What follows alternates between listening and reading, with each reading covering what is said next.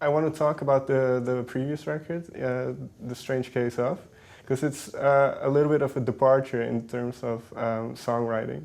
Definitely. Yeah, did you know you had, I assume you always knew you had this softer side beside you. Oh, of course. If anything, contrary to popular belief, I'm always writing those songs. They just don't always make it on the record. I think that because I try to write. I sit down and I write something every day. I try to finish a song every day, whether it sucks or not. I'll finish it, and I think that on previous records, I feel like I was holding back a little bit, and I was maybe a little bit intimidated to share a softer side of me, because especially a couple years ago, I was very gung ho, very aggressive minded, like, oh, I'm gonna be a badass, and so a lot of that softer side of my songwriting kind of just got swept under the rug and just kind of, well, it's there, but I won't really use it for Halestorm. And then for this last record, for lack of a better term, just kind of said, fuck it, and said, sure, I'm just gonna put everything on there. And the wonderful thing about the amazing response that I've gotten from being a little bit more personal on this last record is that it's given me more of an excuse to dig a little deeper for the next one. We've begun writing for the next record now. And and you guys have no idea what you're getting yourselves into.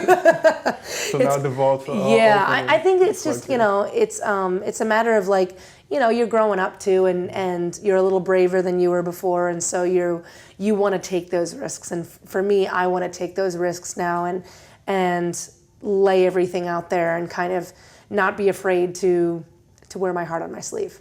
Well, what changed? Was there maybe a sense of, because it's quite a male-dominated world, so to say, that you had to show your tougher side?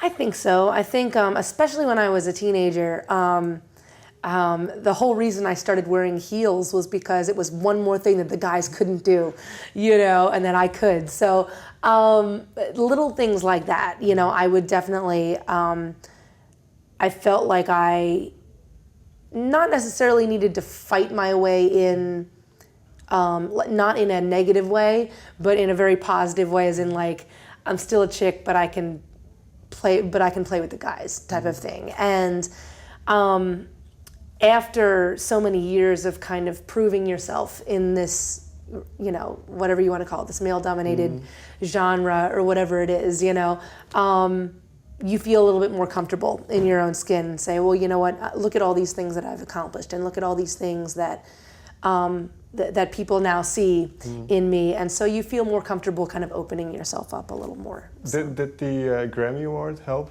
Because you were the first band, I believe, with a female frontman to win the award? It definitely, I think that we took that as more of a personal milestone, not necessarily like, haha, look at you guys, no, but maybe, but maybe in the sense that, okay, see, it is good, and like a affirmation for yourself. Absolutely. I think that there was a part of my brain that or a part of my heart that said, hey, look, you're not as crazy as you thought you were for doing this in the first place. But yeah, I think definitely there was some affirmation there, and you can walk a little taller knowing that, I don't know, there's a difference between believing in yourself and believing that you can do this, and then all of a sudden it actually happening and it becoming a reality. We stop for many of these days and look at each other and say, oh my God, can you believe we've been a band for 10 years and we've been doing it, I've been doing it with my little brother for like 17 years, but as a foursome, we've been a band for 10 years, and we've done so many things, and we've accomplished so much, that more than we ever thought we could accomplish. So it's definitely a good feeling, and definitely makes us want to keep taking whatever the next step. Well, what you just mentioned, I suppose that's where the song "Here's to Us" comes from, right? Definitely. The amazing thing about the song "Here's to Us" is that obviously we wrote it before the Grammy, and really, wrote it selfishly about us and, just the ups and downs we've been through. And because it's never been about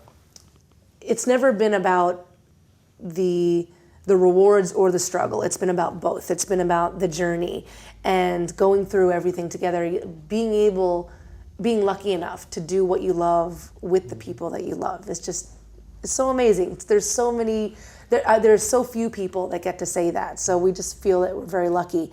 And, a little thing that we do is that no matter what happens, any battle that we have to go through, anything that happens that's positive, we end up opening either a bottle of wine or a bottle of champagne, just going out and buying like a cheap thing, and we write down why we're having this toast, and then I usually keep the bottle. Actually, I have at my house in my attic, I have like I can't even tell you how many bottles that are all dated. Whereas maybe it was a struggle, maybe it was a celebration, but the important thing is that we're going through it together. So, and we used to always say that, we're like, here's to us, no matter what. The good times, the bad times, no matter what, here's to us, because we're going to keep going as a band. And so that became a song. And then after this past year and all the things that have happened to us, it just reaffirms what that song means to us. Do you ever go up into the attic and reminisce? Yes, I do actually. Right before we came over to Europe, actually, I was cleaning out the attic because it's gotten a little crazy with some of our memorabilia that we collect, on tour. I was trying to organize it, and then I found myself just kind of like going through them all. This was a fun day. Yeah, and like some of the guys were with me. I'm like, Joe, come look at this. Remember that? So it was very cool. Okay. Well, you just mentioned you were shy as a child. On stage, you seem very confident. Are you still a shy person? Yeah, I think that's something that I've had to battle my whole life. I'm not necessarily. I'm not my brother, who is just. He kind of came out of the womb saying, "Here I am," and I'm going to be in front of a camera and be like outgoing. I've never been an extremely outgoing person. If anything, the band has helped me with that. And having to go out there every night and have a presence and connect with an audience, regardless of the little fears in your own head. Something that I used to do when I was a kid to snap myself out of it is I would play a game with myself and the audience where I would pick out one person in the crowd, and I would stare them down while singing until they were so uncomfortable that they had to look away. And then when they looked away, I'm like, okay, I won, and I would move to the next person. Did you ever lose? Yeah, many times I lost. But every time that I won that little battle, it was those little things that added up, and I'm like, oh, it's not so hard. That's not so hard, And in a lot of ways, that became part of my presence, and so eye contact is very important to me now. Even now, it's just kind of a thing. When I go out on stage, I have to be able to see everybody. But that and dressing up a little bit definitely helped. Instead of going onto stage in the same clothes that I wore to school, I'd always pack something, either a pair of pants that I thought were awesome or a pair of boots. Another reason why I started wearing heels, because you put something like that on and you transform into somebody else. You're all of a sudden you are larger than life, and you can think of yourself as not Lzzy Hale in the living room, but Lzzy fucking Hale, on stage. So is this part of the duality that came back on the record, the Dr. Jekyll and Mr. Hyde? Definitely. Actually, it's funny because it was the guys that pointed it out, because I was working on a song that kind of talked about a little bit about that type of struggle in my head, and because it is a struggle, and every time that you go into something, whether it be on stage or personally or professionally, like this band has become my job. So hello. Okay. There are politics that go into that. So every time I have to go into a meeting, I have to be like, okay, this can't be Lzzy. This has to be Miss Hyde. Miss Hyde has to go in there and just nail it down.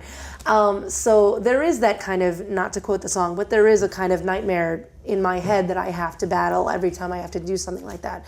So when I came with the guys with this song called Ms. Hyde, RJ, Joe, and Josh all turned to me, they're like, Lizzy, you are Ms. Hyde. You know, this is so true, and that's why we ended up calling the record The Strange Case of, as a play on words with the old novel Dr. Jekyll and Mr. Hyde. So yeah, there's definitely been a lot of that being played. Okay, we're almost out of time. The last thing I want to talk about is ReAniMate. Yes. You just released, or just released the second ReAniMate album. Is this something you want to continue doing in between albums? I think so. I mean, the whole reason we did a second one is because we had so much fun doing the first one. Covers are really, I mean, I think selfishly just a fun thing for us to do. And it's something that we did back in the day, and, you know, just to continue or to extend the set or to bring in an audience. But I definitely think that we'll continue to pick songs that we either grew up listening to or we used to do, you know, back in our old sets, and just keep putting them out. You might see a box set called ReAniMate one day, because we'll just have so many of them. Well, thank you for your time. You're very welcome. Thank you for talking to me.